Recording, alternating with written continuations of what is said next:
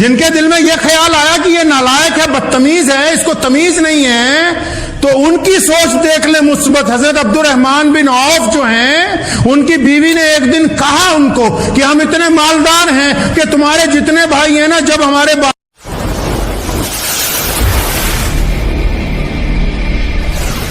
دین اسلام کی جو بنیاد ہے، پوری دنیا جانتی ہے کہ دو باتوں پر اسلام نے اقوام عالم میں اپنی جگہ بنائی، اللہ اور اس کے رسول صلی اللہ علیہ وسلم کی اطاعت اور دنیا کے تمام انسانوں کو برابری کا درجہ عطا کرنا۔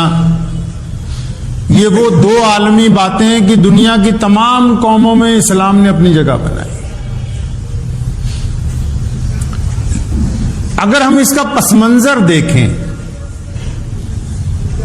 کہ جب پیارے نبی حضرت محمد رسول اللہ صلی اللہ علیہ وسلم نے اعلان کیا ہے نبوت کا، اور جب اعلان کیا اللہ تبارک و تعالیٰ کی وحدانیت کا، تو اس کا معیار کس بات کے اوپر ناپا گیا؟ جب اعلان کیا گیا کہ آؤ اللہ تبارک و تعالیٰ کی عبادت کریں اور میں اللہ کا رسول ہوں، جب رسول اللہ صلی اللہ علیہ وسلم نے یہ اعلان کیا تو ان دو باتوں کا معیار کس کے اوپر ناپا گیا؟ قرآن پاک نے جس کا انداز دنیا میں تمام گفتگوؤں سے نرالا اور اعلیٰ ہے،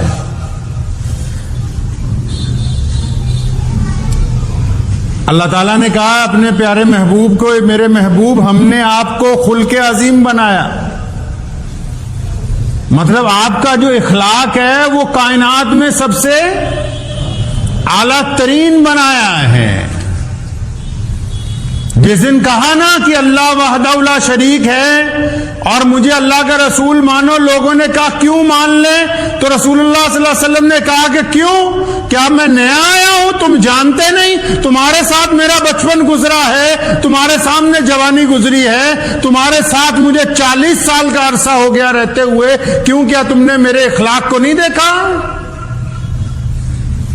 اسلام کی جو دو باتیں پہلے کہی گئیں، اور جب لوگوں نے پوچھا کیوں مان لیں، تو رسول اللہ صلی اللہ علیہ وسلم نے اپنے اخلاق کی یاد دلائی لوگوں کو کہ بتاؤ کیا تم نے کبھی سنا ہے کہ محمد رسول اللہ نے کوئی وعدہ خلافی کی ہو؟ خود کہا کفار مکہ نے کہ آپ امین بھی ہیں، صادق بھی ہیں۔ آج دنیا میں ہمارے پاس سب کچھ ہے، آپ کو پتا ہے بحیثیت قوم مسلمان دنیا کی سب سے بڑی قوم ہے۔ آج کائنات میں اتنے ملک ہیں، ہمارے پاس سب کچھ ہے، بحیثیت قوم ہم سب سے بڑی قوم ہے، بحیثیت دولت مند ہم سب سے زیادہ دولت مند ہیں، بحیثیت نوجوانوں کے سب سے زیادہ لوگ اس دین کے اندر پائے جاتے ہیں، بحیثیت عبادت گاہیں سب سے زیادہ مساجد ان کے پاس ہیں، بحیثیت تعلیمی ادارے سب سے زیادہ مدرسے ان کے پاس ہیں۔ لیکن اب کس چیز کی کمی آ گئی؟ تو آ گئی کہ وہی جو محمد رسول اللہ صلی اللہ علیہ وسلم کی تعریف کی گئی، اللہ نے فرمایا کہ ہم نے آپ کو خلق عظیم بنایا، فرمایا آپ جیسا اعلیٰ اخلاق والا آدم علیہ السلام تک کوئی نہیں آیا، آپ جیسا اعلیٰ اخلاق والا بعد میں بھی کوئی نہیں ہوگا۔ اے میرے پیارے رسول، ہم نے آپ کو جو عزتیں عطا کی ہیں نا، آپ کی زبان میں جو لہجہ ہے، اس کی جو محبتیں ہیں، اس میں جو نرمی ہے، آپ کی نگاہوں میں جو شرم و حیا ہے، آپ کے چہرے پر جو نورانیت ہے، آپ کے وعدوں میں جو سچائی ہے، وہ تو کسی کے پاس نہیں ہے۔ تو وہ ساری چیزیں رسول اللہ صلی اللہ علیہ وسلم نے کس کو دے دی؟ ہم مسلمانوں کو عطا فرماتے ہیں۔ اچھے اخلاق پوری دنیا کی ضرورت ہے، اچھے اخلاق پوری دنیا کی ضرورت ہیں، لیکن مسلمانوں کی سب سے پہلی ضرورت ہے۔ قرآن پاک نے کہا بار بار، خود حضور اکرم صلی اللہ علیہ وسلم نے فرمایا بدگمانی کفر ہے، فرمایا بدگمانی کفر ہے۔ قرآن نے خود کہا کہ بعض بدگمانیاں انسان کو کفر تک لے جاتی ہیں۔ بدگمانی کفر ہے.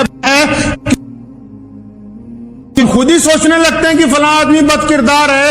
رسول کریم صلی اللہ علیہ وسلم نے فرمایا, متعدد احادیث کا مفہوم ہے کہ جس نے کسی اپنے ایسے بھائی کی, جاننے والے کی, کسی ایسے نیک آدمی کی لوگوں کے درمیان بیٹھ کے برائی کی جہاں اس کی عزت ہوتی ہے, فرمایا پھر اس کی بھی وہیں عزت اترے گی جہاں اس کی عزت ہوتی ہے.